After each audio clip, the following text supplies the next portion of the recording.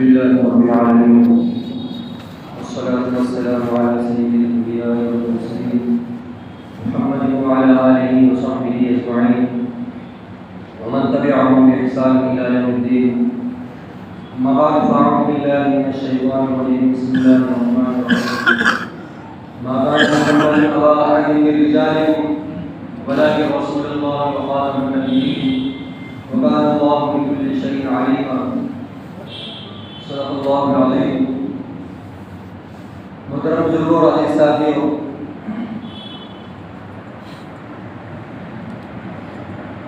لکھا ہے ناگہاں ساکن ہواؤں پر روانی آ گئی اور چمن کے پتے پتے پر جوانی آ گئی.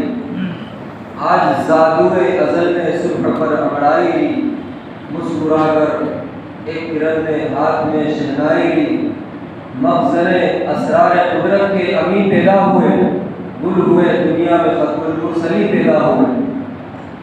دوسری جگہ لکھا ہے نہ خرد کی روشنی تھی نہ جنوں کی آگہی تھی، تیری رہبری سے پہلے یہ جہاں جہاں نہیں تھا. تیری آستان سے پہلے کوئی آشیاں نہیں تھا. میں وہ زمین تھی جس کا کوئی آسمان نہیں تھا. دوستو، ربیع الاول کا مہینہ اپنے آپ میں ایک خاص اہمیت رکھتا ہے. اللہ تعالیٰ نے اس امت کے اوپر بے شمار احکامات نازل فرمائے. کبھی وہ نماز کی صورت میں، اسی طریقے سے کبھی حج کی صورت میں، کبھی زکوٰۃ کی صورت میں، کبھی قربانی کی صورت میں، الگ الگ طریقے کے احکام، صدقات، خیرات، اور اسی طریقے سے جو ہے ذکر و اذکار، قرآن کریم، اور اس کے علاوہ اور بے شمار احکامات ہیں. اور ہر احکام کو الگ الگ موقعوں پر، الگ الگ مہینوں میں، الگ الگ موقعوں پر اللہ تعالیٰ نے جب جیسا موقع مناسب سمجھا اور اس احکام کو امت کے لیے جو ہے تحفے کے طور پر پیش فرما دی. تو اس میں سے کوئی چیز فرض قرار پائی، کوئی جو ہے سنت قرار پائی، اسی طریقے سے کوئی واجب قرار پائی، جو امت کے لیے اللہ رب العزت والجلال کو راضی کرنے کے لیے اور رب الجلال تک پہنچنے کے لیے ہر حال میں ضروری ہے. کہ جس ذات عالی کو ہمیں راضی کرنا ہے، اس ذات عالی نے اپنے کو راضی کرنے کے لیے مجھ تک آپ کس طریقے سے پہنچ سکتے ہیں، اس طریقے کو ہمیں بتا دیا کہ یہ طریقے ہیں، یہ اعمال ہیں. ان اعمال کو ان طریقوں کے ساتھ آپ بجا لائیں گے تو آپ مجھ سے جو ہے قرب حاصل کر سکتے ہیں. نئی رضامندی مل جائے گی. یہ بہت بڑی چیز ہے. اور اسی کے ساتھ ساتھ یہ احکامات جو نازل ہوئے ہیں وہ احکامات الگ الگ مہینوں میں، الگ الگ جو ہے اسی طریقے سے اوقات میں اپنے اپنے اعتبار سے جو ہے نازل ہوئے. لیکن ربیع الاول کا جو مہینہ ہے جو آتا ہے، ساری شریعت مطہرہ الگ الگ مہینوں میں نازل ہوئی ہے. شریعت مطہرہ، لیکن خود شارع علیہ السلام کہ یہ وہ مہینہ ہے جس میں شارع علیہ السلام خود جو اللہ رب العزت والجلال نے اس مہینے میں بھیجنے کا فیصلہ فرمایا. اس مہینے میں خود شارع علیہ السلام ذات اقدس صلی اللہ علیہ وسلم خود اس مہینے میں تشریف لائے. اس مہینے کو یوں اس طریقے سے فضیلت حاصل ہے کہ جس ذات اقدس صلی اللہ علیہ وسلم کے اوپر پوری شریعت مطہرہ نازل ہوئی ہے، وہ ذات اقدس صلی اللہ علیہ وسلم کس مہینے میں جو ہے پیدا ہوئی، کس مہینے میں آپ کی پیدائش عمل میں آئی. اللہ رب العزت والجلال نے دنیا میں جب بھیجا ہے وہ کس مہینے میں بھیجا، تو یاد ہے وہ ربیع الاول کے مہینے میں بھیجا. اور آپ کے بھیجنے کا انداز، آقا صلی اللہ علیہ وسلم جس انداز سے دنیا میں آئے ایک شاندار انداز ہے.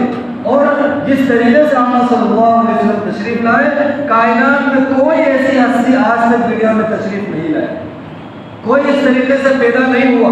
مکہ مکرمہ کے کیا حالات تھے، کن حالات میں اللہ رب العزت والجلال نے حضرت عیسیٰ علیہ السلام اور حضرت عیسیٰ علیہ السلام سے لے کر آقا صلی اللہ علیہ وسلم کے درمیان میں ایک لمبا چوڑا فاصلہ ہے. کسی جگہ پر لکھا ہے 600 سال کا فاصلہ، کسی جگہ پر 550 سال کا فاصلہ ہے. تو درمیان میں تقریباً اسی 550 ہو یا 600 ہو یا اسی درمیان میں کچھ بھی ہو، لیکن ایک بہت لمبا عرصہ ہے. اور یہ لکھا ہے قرآن کریم کی آیت ہے وَكُنْتُمْ عَلَىٰ شَفَا جُرُفٍ نَارٍ، کہ تم لوگ جہنم کے گھڑے کے کنارے پر تھے، تم لوگ جہنم کے گھڑے دریا کے کنارے پر تھے، ایسے وقت میں رب ذوالجلال نے ساری انسانیت کے اوپر رحم فرمایا اور اپنے سب سے محبوب اور سب سے زیادہ لاڈلے جو تمام انبیاء علیہ السلام کی سرداری کی حیثیت رکھتے ہیں، تمام انبیاء علیہ السلام کے امام کی حیثیت رکھتے ہیں، اور ایسا مرتبہ کسی کا ہوا نہیں ہے۔ تمام انبیاء علیہ السلام میں سب سے افضل، سب سے اعلیٰ، سب سے ارفع، سب سے بلند ترین مقام جس کا ہے، رب ذوالجلال نے ہمارے آپ کی جو ہے نبی ہمیں اور آپ کو ایسا ذات صلی اللہ علیہ وسلم کو نبی بنا کر کے ہمیں ایسا نبی مرحمت فرمایا۔ تو یہ آتا ہے کہ اس زمانے کے اندر نبی کریم صلی اللہ علیہ وسلم کے پیدا ہونے سے پہلے جو علامتیں ظاہر ہو رہی ہیں، وہ علامتیں ہی بتا رہی ہیں کچھ نیا ہونے والا ہے۔ اب ان بتوں کی یہ بت پرستی اور اس طریقے سے دنیا کے لوگ آپس میں جو چاہتے ہیں، جو تدبیریں کرتے ہیں، وہ ساری چیزوں کا خاتمہ ہوگا اور رب ذوالجلال ایک اللہ رب العزت والجلال کی عبادت، انسان ہر چیز میں اللہ رب العزت والجلال کی جانب ہو جائے، رجوع کرے اور رب ذوالجلال کے احکامات کو اور شریعت مطہرہ کو ماننے والا بنے، وہ ذات صلی اللہ علیہ وسلم دنیا میں تشریف لانے والے۔ مکہ مکرمہ میں جو ہے پہلے دو قبیلے تھے، ایک کا نام ہے قبیلہ بنی جرہم اور ایک کا نام ہے خزاعہ۔ تو کیا ہوا کہ بنو جرہم جو تھا ان لوگوں نے ان لوگوں کو بنو خزاعہ نے شکست دے دی۔ بنی مکہ مکرمہ پر پہلے بنو جرہم کا قبضہ تھا، اس کو بنی خزاعہ نے شکست دے دی، تو مکہ پر قبضہ کس کا ہو گیا؟ بنی خزاعہ کا جو ہے مکہ مکرمہ کے اوپر قبضہ ہو گیا۔ تو ان لوگوں نے یہ کیا کہ وہ جو زمزم کا کنواں تھا، زمزم کے کنویں کو ان لوگوں نے یعنی بنو خزاعہ نے مٹی ڈال کر کے، پتھر ڈال کر کے اس کو برابر کر دیا، اس کنویں کو پاٹ دیا۔ اب اس کنویں کی ہمیں ضرورت اب نہیں ہے، اور وہ کنواں تقریباً 300 سال تک وہ بند رہا تھا۔ 300 سال ایک لمبا عرصہ ہوتا ہے، 100 سال میں 3 پیڑھیاں بدل جاتی ہیں، 100 سال میں 3 پیڑھیاں بدل جاتی ہیں، تو 300 سال کا لمبا عرصہ گزر گیا، کسی کو معلوم ہی نہیں۔ ہاں اتنا معلوم ہے لوگوں کو کہ یہاں ایک زمزم کا کنواں تھا، ایک کنواں تھا جس کا نام زمزم ہے، وہ کنواں یہاں پر کہیں پر تھا، لیکن کس جگہ پر تھا، کہاں تھا، کیسے تھا، اس بارے میں کسی کو معلومات نہیں ہے۔ تو اللہ رب العزت والجلال کا بھی عجب فیصلہ ہے، اللہ تعالیٰ نے ساری انسانیت کے اندر جو ہے بنو ہاشم کو جو پسند فرمایا، بنو ہاشم کو قریش کو پسند فرمایا۔ تو یہ جو پورا معاملہ ہے کہ قریش کے اندر بنو ہاشم کو پسند فرمایا، پھر بنو ہاشم کے بعد بنو یوں لکھا ہے ہاشم کے انتقال کے بعد، ہاشم جو اس وقت میں مکہ مکرمہ کے متولی کہلاتے تھے اور بڑے سرداران میں سے تھے، تو ان کے انتقال کے بعد دادا عبد المطلب وہاں کے متولی ہوئے، حرم شریف کے دادا عبد المطلب وہاں کے متولی ہوئے اور بڑے سرداران میں سے تھے اور اثردار تھے، جو بات کہتے ان کی بات جو ہے مانی جاتی تھی۔ تو یہ ہوا کہ وہ بڑے سرداران میں سے تھے، تو ایک مرتبہ بڑی عمر ہو گئی، ایک مرتبہ انہوں نے خواب دیکھا اور یوں خواب میں یوں کہا کسی نے کہ پاک پانی نکالو، اور بیدار ہو گئے۔ پھر دوسری مرتبہ اگلے دن پھر رات میں جب سوئے تو پھر کسی نے خواب میں آ کر کے کہا کہ پاک پانی نکالو، تو ایک مرتبہ تو اتفاق ہوتا ہے، لیکن دوسرے دن پھر وہی بات سامنے آ رہی ہے۔ پھر اسی طریقے سے تیسرے دن جب وہ سوئے اور رات میں خواب میں دیکھا کہ پاک پانی نکالو، تو انہوں نے کہا کہاں سے نکالو؟ تو یوں کہا گیا کہ کل آپ جب حرم شریف میں جب جا کر کے بیٹھیں گے، وہاں ایک کوا آئے گا اور وہ کوا جس جگہ پر 3 ٹھونک مارے، 3 مرتبہ چونچ مارے گا، آپ اس جگہ پر کھودنا، وہیں پر وہ پاک پانی ہے، وہ کنواں اسی جگہ پر ہے۔ تو بہرحال اگلے دن جو ہے دادا عبد المطلب مکہ مکرمہ میں جا کر کے بیٹھ گئے، اور پھر اسی طریقے سے جیسا کہ بتایا گیا تھا اسی طریقے سے وہ کوا آتا ہے اور 3 مرتبہ چونچ مارتا ہے اور اڑ کر کے جو چلا گیا۔ تو عبد المطلب نے سارے سرداران کو جمع کیا کہ دیکھو ایسا ہے کہ یہاں پر ایک زمانے میں کنواں ہوا کرتا تھا، ہم سب کو معلوم ہے، اور اس کنویں کا نام زمزم تھا، اور وہ کنواں اس جگہ پر ہے، مجھے جو ہے اس طریقے سے بتایا گیا ہے، اور وہ کنواں اس جگہ پر ہے، اور اب ہمیں چاہیے کہ اس کنویں کو کھود کر کے اس کے پانی سے ہمیں مستفید ہونا چاہیے. تو ان لوگوں نے سرداران نے کہا کہ آپ کی عمر زیادہ ہو گئی.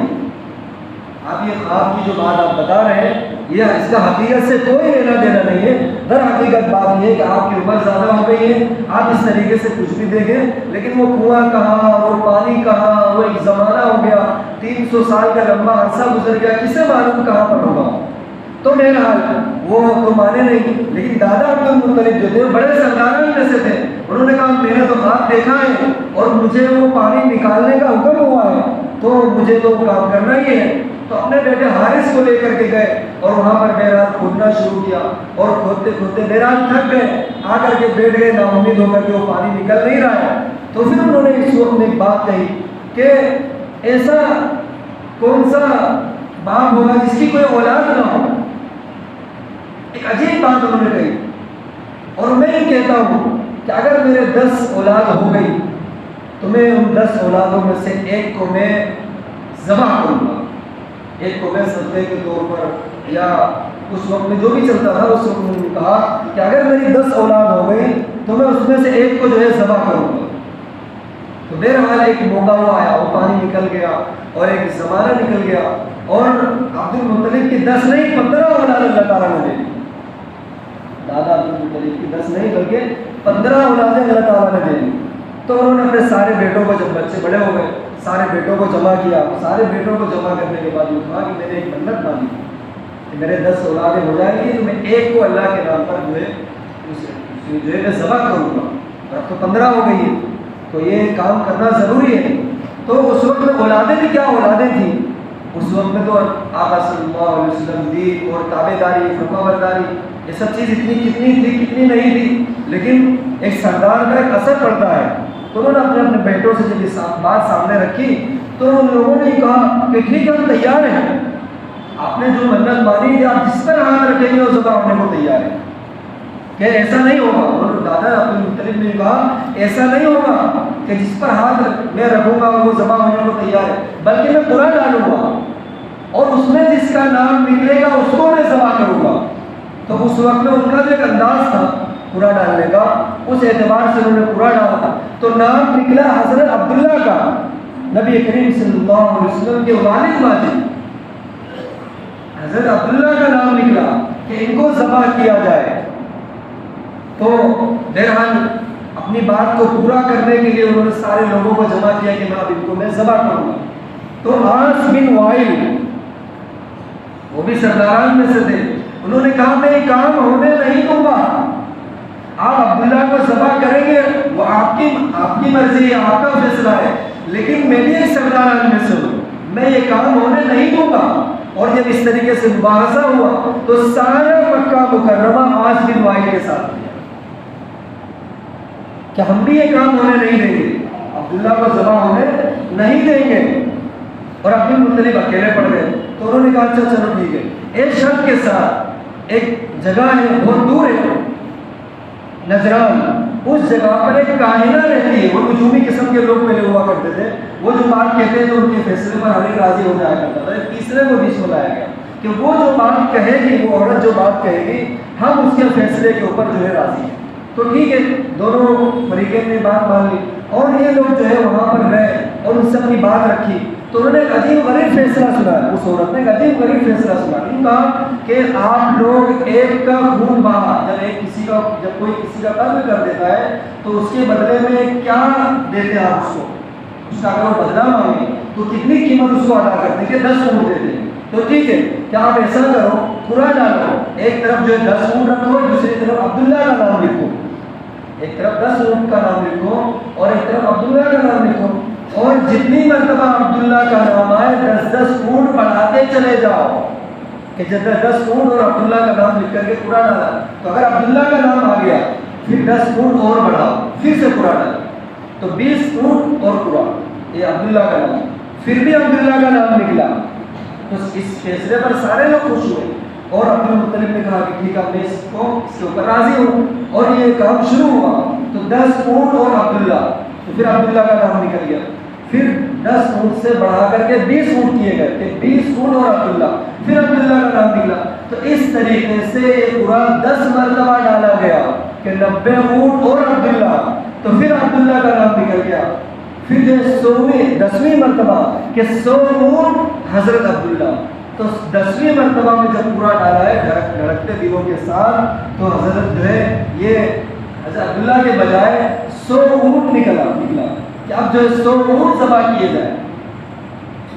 اس طریقے سے اس دیت کو، وہ جو منت جو دادا عبد المطلب نے مانی تھی، اس کو 100 اونٹ کے بدلے میں جو ہے عبداللہ کی جان چھٹی ہے۔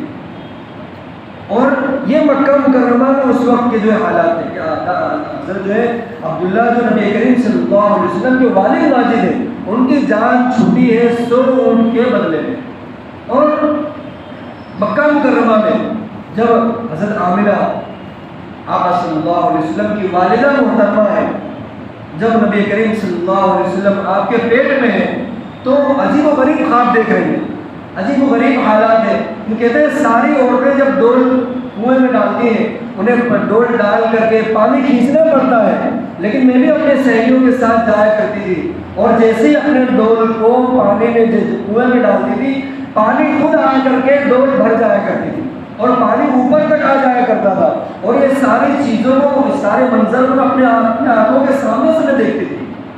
عجیب و غریب چیزیں میرے ساتھ ہو رہی ہیں۔ اور حضرت آمنہ تو بیوہ تھی، آقا صلی اللہ علیہ وسلم کے پیدا ہونے سے پہلے والد ماجد کا سایہ سر سے اڑ چکا تھا، یعنی اس خوشی کے اندر کہ نبی کریم گھر میں ایک بچہ پیدا ہونے والا ہے، یہ تو نہیں معلوم کہ اس بچے کا مقام کیا ہے، لیکن وہ پہلا بچہ تھا حضرت عبداللہ کا، تو انہوں نے اپنے بچے کے کھلونے وغیرہ کے لیے، کھلونے لاؤں گا، ایک خوشی کا سما تھا کہ اپنا پہلا بچہ ہے، اس کی خوشی کے لیے، اس کے کھلونے کے لیے، اس کے کھیلنے کودنے کے لیے ساری چیزیں میں لینے جاؤں گا۔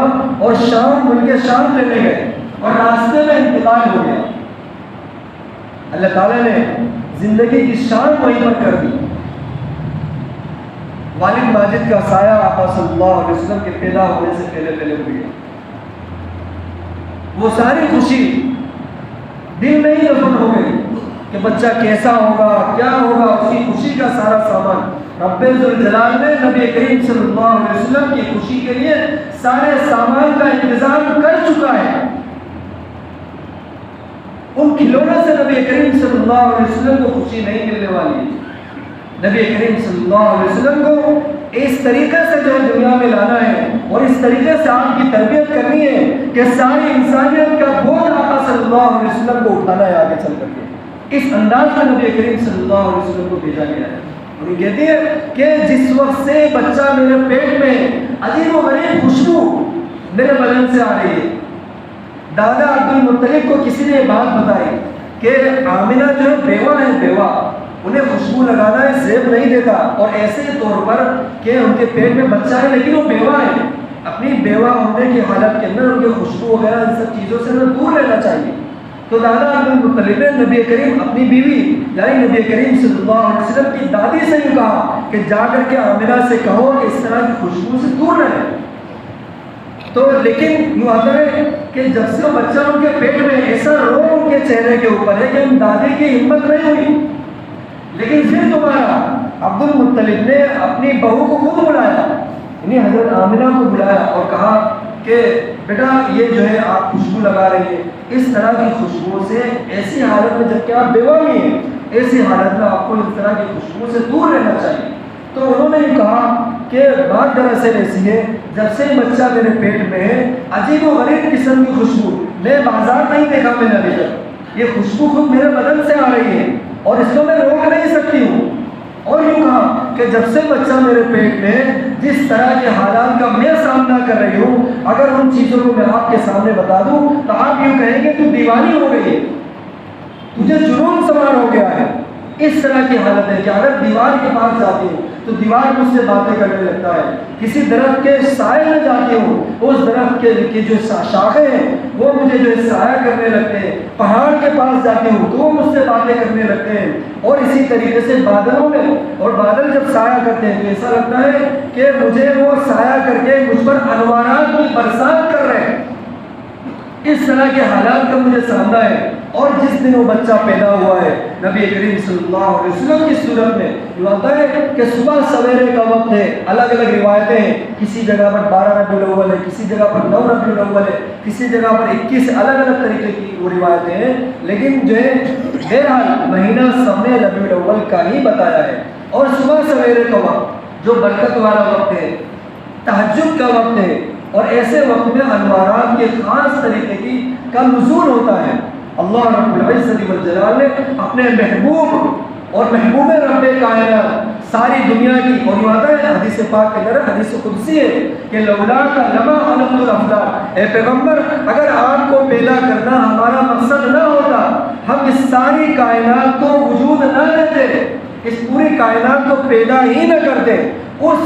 وہ سبب جس جو کائنات کی پیدائش کا سبب بنا ہے، نبی کریم صلی اللہ علیہ وسلم کو رب ذوالجلال نے ایسے وقت میں بھیجنے کا فیصلہ فرمایا ہے کہ تہجد کا وقت ہے، انوارات کی تجلی ہوتی ہے، اور رب ذوالجلال خود اس وقت میں پہلے آسمان پر آ کر کے کہ ہے کوئی مانگنے والا، ہے کوئی بخشش طلب کرنے والا، ہے کوئی اپنی معافی مانگنے والا، جس کی معافی کو میں جو قبول کروں، جس کی بخشش کروں، اور جو ہے اس ساری باتوں کو رب ذوالجلال پہلے آسمان پر آ کر کے جو بندوں سے خطاب کر کے فرماتے ہیں۔ اور یہ صبح سویرے کا وقت، تہجد کا وقت اور انوارات کے وقت میں رب ذوالجلال نے نبی کریم صلی اللہ علیہ وسلم کو دنیا کو بھیجنے کا فیصلہ فرمایا۔ صبح صادق کا وقت ہے کہ اس کے بعد سورج شروع ہونے والا ہے، لیکن اس سورج کی دنیا کا سورج شروع ہونے سے پہلے رب ذوالجلال نے سارے کائنات کے سورج کو، آفتاب اور ماہتاب کو ایسا طلوع فرمایا ہے جو آج تک غروب نہیں ہوا ہے، اور یہ ہوتا ہے کہ ساری کائنات کی ہدایت اور اللہ تعالیٰ نے جس میں پوشیدہ رکھی ہے، اور انسانوں کے جینے کا سہارا، ماوا اور ملجا، اور جس کے جو اللہ رب العزت والجلال نے اپنے ذات اقدس صلی اللہ علیہ وسلم کو بھیجا ہے، اور یہ ہوتا ہے انسانیت پر رحم کرنے والا، شفیق اور مربی، سارے انبیاء علیہ السلام میں سب سے افضل اور سب سے اعلیٰ اور برتر اور بلند مقام رکھنے والا آقا صلی اللہ علیہ وسلم کو دنیا میں بھیجا ہے۔ اور نبی کریم صلی اللہ علیہ وسلم دنیا میں آنے کے بعد اس طریقے سے پیدا نہیں ہوئے جیسے ہماری اور آپ کی پیدائش ہوتی ہے۔ نبی کریم صلی اللہ علیہ وسلم کا پیدا ہونا اور آپ کا دنیا میں تشریف لانا ایسا نہیں ہے جیسا ہمارے اور آپ کی پیدائش ہوتی ہے۔ یوں لکھا ہے کہ نبی کریم صلی اللہ علیہ وسلم کی پیدائش ایک خاص طریقے کی ہوئی ہے کہ بدن پر کسی قسم کی کوئی غلاظت نہیں ہے، کوئی گندگی نہیں ہے، کوئی ناپاکی نہیں ہے، آپ نہا دھو کر کے پاک صاف طریقے سے دنیا میں آئے۔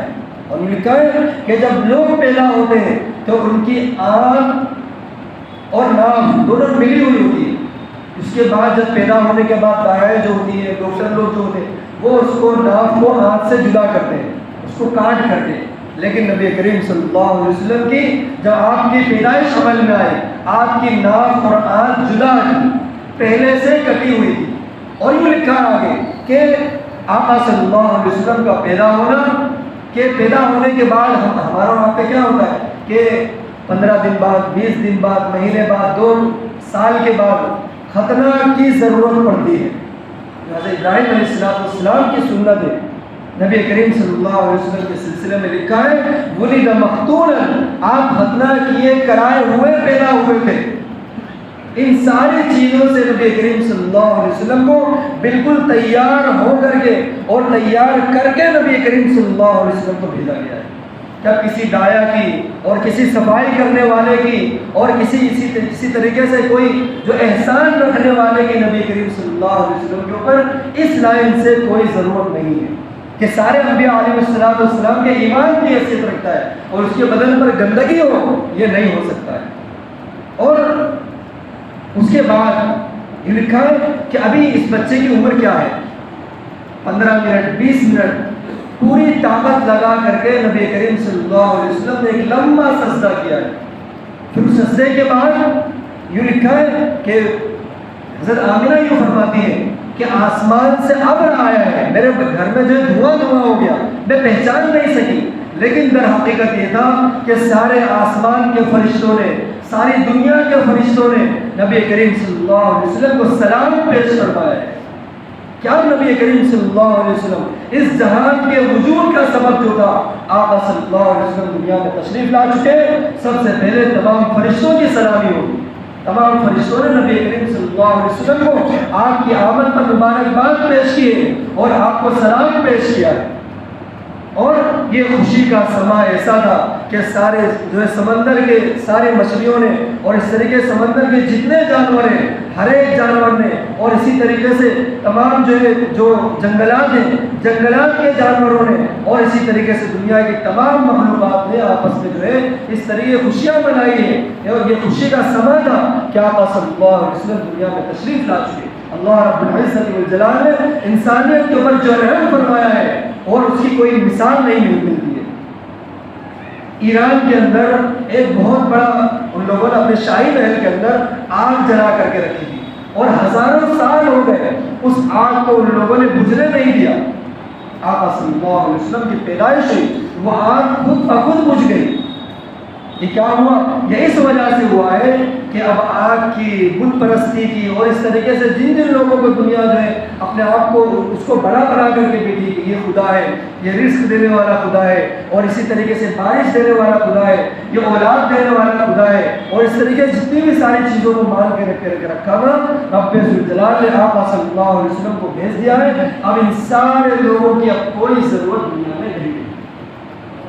آقا صلی اللہ علیہ وسلم کی پیدائش اس طور پر عمل میں آئی ہے، اور نبی کریم صلی اللہ علیہ وسلم کو کل 8 عورتوں نے دودھ پلایا ہے۔ کتنی عورتوں نے؟ کل 8 عورتوں نے دودھ پلایا ہے، جس میں سب سے پہلا نام دائی حلیمہ جو مدینہ منورہ کی رہنے والی، ان کا نام دودھ ہے۔ دائی حلیمہ کہ مکہ مکرمہ میں بچے پیدا ہوتے تھے تو سارے لوگ جو دائیاں ہوتی تھی، دودھ پلانے والی عورتیں ہوتی تھی، وہ سب لوگ جو آتی تھی، اور ان ساری عورتوں نے مالداروں کے بچوں کو پسند کیا ہے۔ مکہ مکرمہ میں سب دودھ پلانے کے لیے آئے، ہم فلاں کے بچوں کو لیں گے، ہم فلاں کے بچوں کو لیں گے۔ ساری عورتوں نے مالداروں کے بچوں کو پسند کیا کہ اگر ہم مالداروں کے بچوں کو لیں گے تو کیا ہوگا، بدلے میں ہمیں اچھا خاصا مال ملے گا۔ لیکن آقا صلی اللہ علیہ وسلم کی قدر و منزلت کو ان لوگوں نے نہیں پہچانا۔ یہ قسمت دائی حلیمہ کی قسمت میں لکھی ہوئی تھی، یہ مقدر دائی حلیمہ کا تھا، تو کیسے ان لوگوں کو پسند آتا؟ در حقیقت بات یہ ہے وہ دائیں نبی کریم صلی اللہ علیہ وسلم کے لائق نہیں تھی۔ وہ کیسے پسند کرتی نبی کریم صلی اللہ علیہ وسلم کو؟ ایک غریب گھر کا بچہ، اسے ایک غریب گھر میں ہی جانا تھا کہ نبی کریم صلی اللہ علیہ وسلم کے انوارات اور برکت کا ظہور کیسے ہوگا۔ وہ برکت کا ظہور جس گھر میں جب آقا صلی اللہ علیہ وسلم تشریف لے کر کے گئے ہیں، یوں لکھا ہے مکہ مدینہ منورہ سے مکہ مکرمہ آنے میں کبھی بھی دائی حلیمہ کا اونٹ اپنے جو ان کا قافلہ تھا اس قافلے کے ساتھ نہیں رہا، بلکہ برابر وہ پیچھے چلتا رہا۔ کیوں؟ اس لیے وہ کمزور تھا، لاغر تھا، اور اس کے تن میں دودھ بھی نہیں تھا، اتنی غربت کے عالم کے اندر۔ لیکن یوں آتا ہے، یوں لکھا ہے جیسے ہی آقا صلی اللہ علیہ وسلم کو لیا ہے، انوارات اور برکات کا ظہور اس طریقے سے ہو رہا ہے کہ پورے قافلے میں حلیمہ کا جو اونٹ ہے وہ سب سے آگے آگے چل رہا ہے۔ وہ سارے لوگ ہی کہہ رہے ہیں ارے کیا ہوا تجھے، ابھی آنے میں تو سب سے پیچھے تھی، اور اتنا کمزور یہ اونٹ یہ اچانک اتنا مضبوط کیسے ہو گیا، اتنا طاقتور کیسے ہو گیا؟ وہ کہتے ہیں مجھے کچھ نہیں معلوم، یہ لگتا ہے اس بچے کے انوارات ہیں، اس بچے کی برکت ایسی ہے۔ اور آگے جا کے لکھا ہے مدینہ منورہ کے اندر ان کی تمام سہیلیوں کے بارے میں لکھا ہے کہ رات میں جب سوتی تھی تو اپنے دیوں کو بجھا کر کے سوتی، جیسے ہم لوگ بھی اس طریقے سے سوتے ہیں، اپنے دیوں کو بجھا کر کے سوتی تھی۔ وہ ساری سہیلیاں بھی کہہ رہی ہے کہ حلیمہ تو رات میں سوتی ہے، تو اتنی مالدار ہو چکی ہے کہ رات میں جب سوتی ہے دیا نہیں بجھاتی، تو تیرے گھر میں اندھیرا نہیں ہوتا ہے، چراغا رہتا ہے، تو اتنی کتنی مالدار ہو گئی ہے کہ تو رات میں سوتی ہے۔ تو جس طریقے سارے لوگ مدینہ منورہ کے لوگ اپنے دیے کو بجھا کر کے سوتے ہیں، تجھے بھی چاہیے اپنے دیے کو بجھا کر کے سو، تو اتنی کتنی مالدار ہو گئی، رات میں دیا بھی نہیں بجھاتی۔ تو حلیمہ سعدیہ اپنے تمام سہیلیوں کو گھر میں لے کر کے آئے، آؤ میں تم لوگوں کو بتا ہوں میرے گھر میں کس طرح کا چراغ ہے، کون سا دیا ہے میرے گھر میں۔ نبی کریم صلی اللہ علیہ وسلم جہاں پر تھے، جس روم میں تھے، جس کمرے میں تھے، ان ساری سہیلیوں کو دائی حلیمہ اس گھر میں لے کر گیا اور انہوں نے بتایا جب سے بچہ میرے گھر میں ہمیں کسی دیے کی، کسی چراغ کی اب ضرورت نہیں رہی۔ ما كنا نحتاج الى السراج من يوم اخذناه، کہ جب سے ہم نے اس بچے کو پکڑا ہے، اس بچے کو ہم نے لیا، ہمیں کسی چراغ کی اب ضرورت نہیں رہی۔ اللہ تعالیٰ ہم سب کو کہنے سننے سے عمل کی توفیق عطا فرمائے۔ دعا خدا